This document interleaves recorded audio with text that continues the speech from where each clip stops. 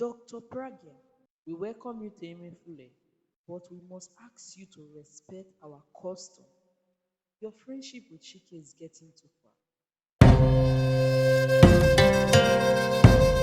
Pragya's closeness and admiration for Chike grew with each passing day.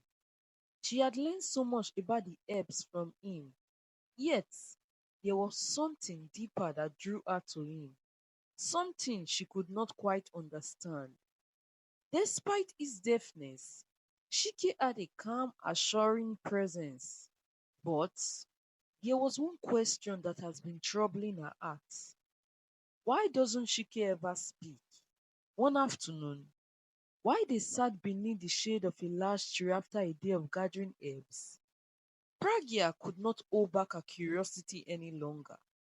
She turned to Chike and wrote in her notebook, Chike, why don't you speak to me? Even though you cannot hear, you can still talk, right? Chike looked at her for a long moment, his face unreadable. He took the notebook from her and hesitated before writing a response. I prefer writing. Pragya was not convinced. She sensed that there was more to his silence than he was telling her. Determined to understand why Chike refused to speak, Pragya visited Chike's mother Nkechi one afternoon. Sitting together, Pragya asked gently, Mama Nkechi, why does Chike choose not to speak? He communicates so well in writing, but he never uses his voice. Why? Nkechi looked down, her expression clouded with sadness. Chike was not always like this. She began slowly. As a child, he spoke freely, full of laughter and life. But after he lost his hearing, everything changed. He tried to speak, but the children mocked him. They said his voice sounded strange. Even adults whispered that his deafness was a curse. He became quiet, retreating further into himself. If you've watched to this point, I would love to know. Where are you watching from? Please leave it in the comment section below. Pragya's heart ached as she listened. Now she understood. Chike hadn't lost his voice. He had silenced it because of the cruelty and the judgment he had faced. No one had ever truly listened to him, and so he stopped speaking, except when he was communicating with his parents. And although Pragya was not satisfied with the information she got for Shike's mother, she chose not to ask any more questions. One evening, as Pragya and Shike sat by the river bank, they were approached by Shivobiara and a group of village elders. The chief spoke with all seriousness. Dr. Pragya, we welcome you to Emefule, but we must ask you to respect our customs. Your friendship with Chike is getting too far. It is not our way for a woman like you to spend so much time with a man who. He stopped, but the meaning was clear. Chike was not like other men in the village. In their eyes, his deafness made him unworthy.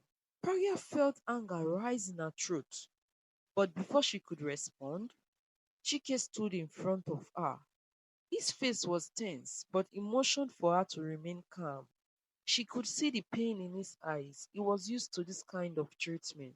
After the elders left, Pragya turned to Chike and sighed. You don't have to stay silent anymore. You don't have to listen to them. But Chike just shook his head. The rejection from the village had worn him down for too long. Determined to help Chike, Pragya decided to dig deeper into his past.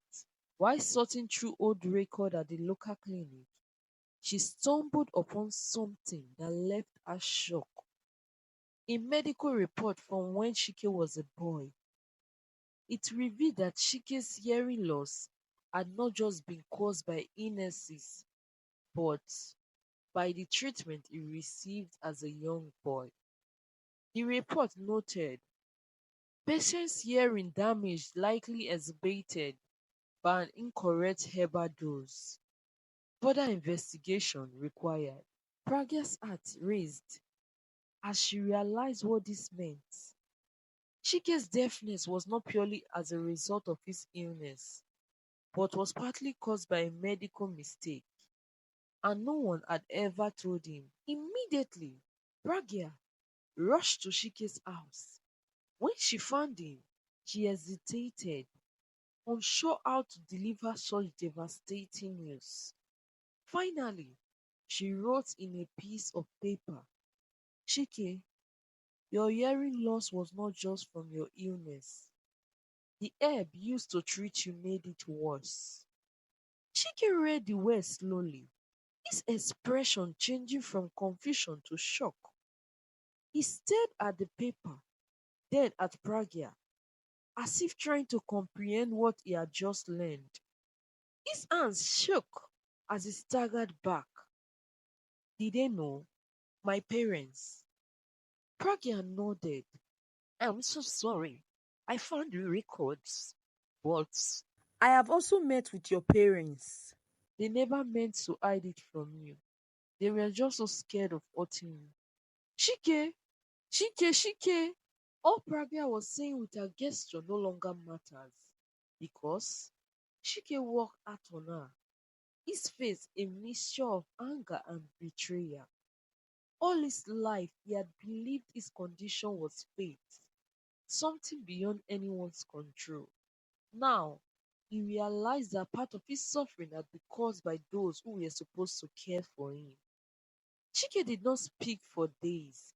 After learning the truth, he withdrew even further into himself, avoiding everyone, including Pragya. The betrayal of his parents and the village weighed heavily on him.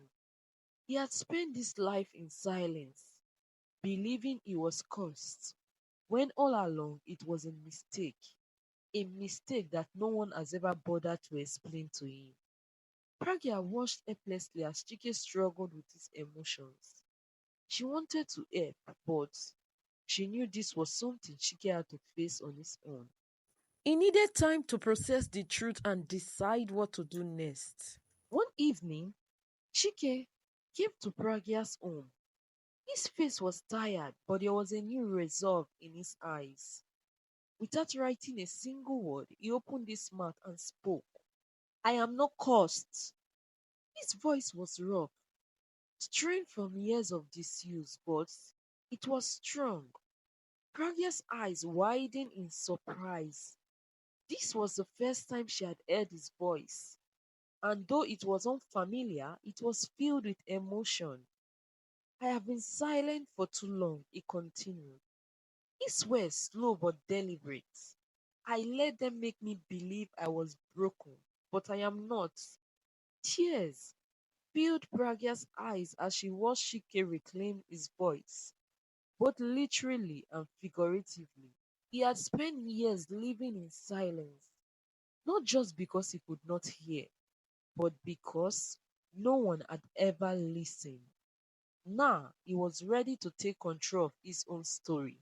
With Pragya by his side, Chike confronted his family, the village, and the elders.